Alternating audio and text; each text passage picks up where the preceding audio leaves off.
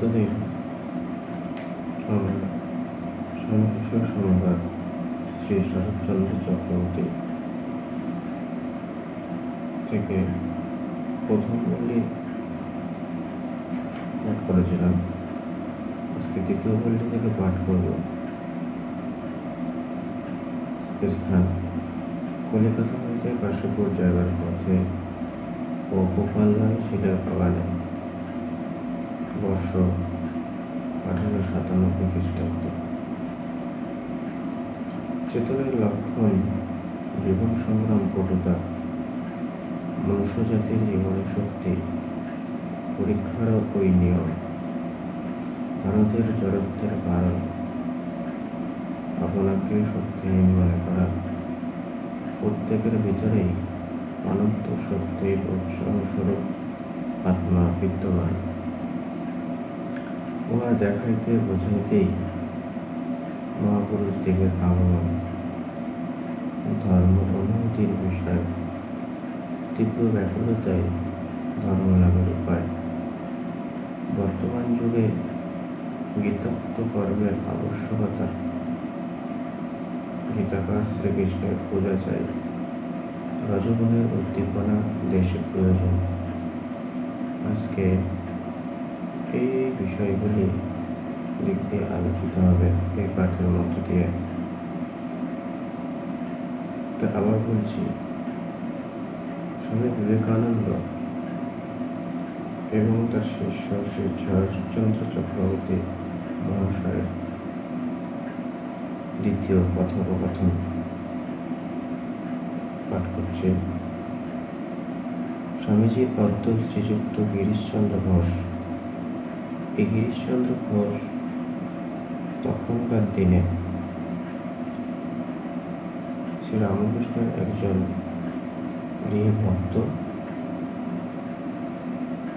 এবং বাংলার সুবিখ্যাত নট ও নাটক রচয়িতা শ্রী রামকৃষ্ণ ভক্তপ্রায়ের মধ্যে একজন অন্যতম গিরিশচন্দ্র ঘোষ। মহাশয়ের বাটিতে মধ্যাহ্নে বিশ্রাম করিতেছিলেন। শিষ্য সেখানে আসিয়া প্রণাম করিয়া দেখিল স্বামীজি তখন গোপাললাল শিলের বাগান বাড়িতে যাইবার জন্য প্রস্তুত। গাড়ি দাঁড়াইয়া আছে। শিষ্যকে বললেন, চল আমার সঙ্গে।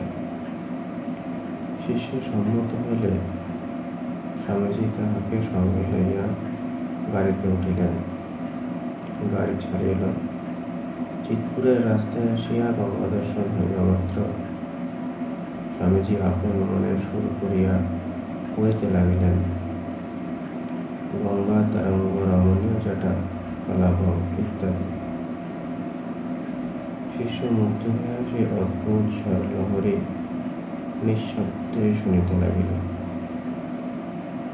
কিছুক্ষণ এইরূপে গত হইলে একখানা রেলের ইঞ্জিন চিৎপুর হাইড্রোলিক ব্রিজের দিকে যাইতেছে দেখিয়া স্বামীজি শিষ্যকে বললেন, দেখ দেখি কেমন সিঁড়ির মতো যাচ্ছে। শিষ্য বলিল, উহাতে চলো। উহার পশ্চাতে মানুষের চেতন শক্তি ক্রিয়া করিতেছে, তবে তো উহা চলিতেছে। ওরূপে চলার উহার নিজের বাহাদুরি আর কি আছে? স্বামীজি, বল দেখি চেতনের লক্ষণ কি? শিষ্য, কেন মহাশয়? যাহাতে বুদ্ধিপূর্বক ক্রিয়াকাজ দেখা যায় তাহাই চেতন। স্বামীজি, যাহা নেচারের এগেনস্টে রিবেল করে, প্রকৃতির বিরুদ্ধে লড়াই করে, তাহাই চেতন। তাহাতেই চৈতন্যের বিকাশ রয়েছে। দেখো না, একটা সামান্য বিকৃতি মারতে যাক, সেও জীবন রক্ষার জন্য একবার রিবেল বা লড়াই করবে।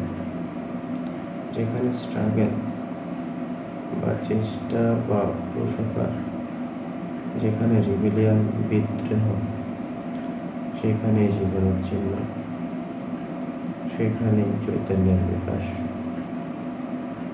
বিশ্ব মানুষের ও মনুষ্য জাতি সম্বন্ধে কি ওই লোক খাটের মশাই?